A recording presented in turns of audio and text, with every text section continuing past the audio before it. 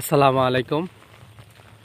সুপ্রিয় ড্রাগন প্রেমী কৃষিপ্রেমী দর্শক শ্রোতা, আপনাদের সবার প্রতি শুভেচ্ছা জানিয়ে এই ভিডিওটি শুরু করছি। দর্শক, অনেকদিন ধরে ভিডিও ঠিকমতো দিতে পারি না, নানান কর্মব্যস্ততা ঝামেলার কারণে। তো আজকে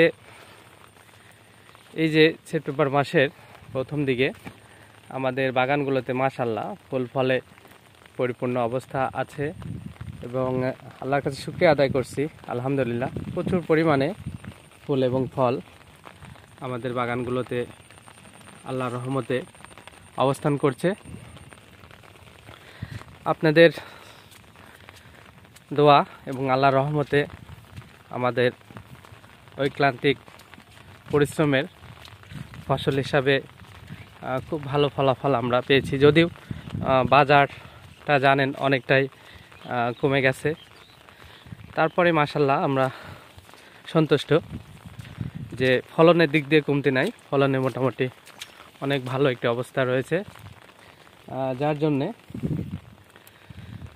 খুব একটা কষ্ট বা খারাপ লাগা নেই। পুরো উদ্যমে আমরা বাগানের পরিচর্যা আসলে চালিয়ে যাচ্ছি। বাগান থেকে আরও ভালো কিছু আউটপুট পাবো বলে।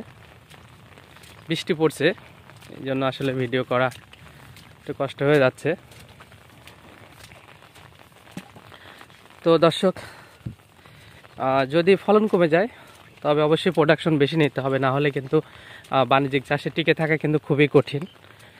এই জন্য আসলে ভালো সার ম্যানেজমেন্ট ব্যবস্থাপনা, কীটনাশক ছত্রাকনাশক ব্যবস্থাপনা, এগুলোর সম্পর্কে ভালো ধারণা না থাকলে আসলে কিন্তু ভালো ফলাফল পাওয়া অসম্ভব। এক কথা, কৃষিকাজ সম্পর্কে পূর্বের অভিজ্ঞতা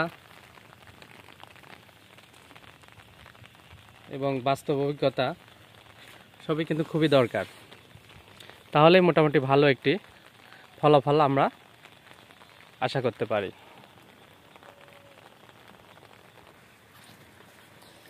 তো এই জন্য আমি আসলে অনেক আগে থেকে বলে আসছিলাম, ড্রাগন চাষের ক্ষেত্রে এখন বাণিজ্যিক বাগান করার ক্ষেত্রে আপনারা খেয়াল রাখবেন। অনেক বড় বাগান আসলে করলে এখন কিন্তু আসলে লাভের চেয়ে লস হওয়ার সম্ভাবনাই বেশি থাকবে। ছোট বাগান করেন, শৌখিন করেন, অল্প পরিসরে করেন, ছাদ বাগান করেন, এটা কিন্তু ভালো ফলাফল পাওয়া যাবে। কারণ প্রোডাকশন বেশি নিতে পারবেন, ভালো যত্ন নিতে পারেন, প্রোডাকশন বেশি নিতে পারবেন। আর বড় বাগান হলে যত্ন নেওয়ার ক্ষেত্রে আপনার সমস্যার সৃষ্টি হয়, যার কারণে প্রোডাকশন বেশি নেওয়া যায় না, যার ফলশ্রুতিতে ফলন কিন্তু কমে যায়। সেখানে কিন্তু লাভ হওয়া অনেকটা কঠিন হয়ে যাবে, এটা মাথায় রাখবেন। এই কথাগুলো বলে ভিডিওটি আর দীর্ঘায়িত না করে এখানে শেষ করছি। আল্লাহ হাফেজ।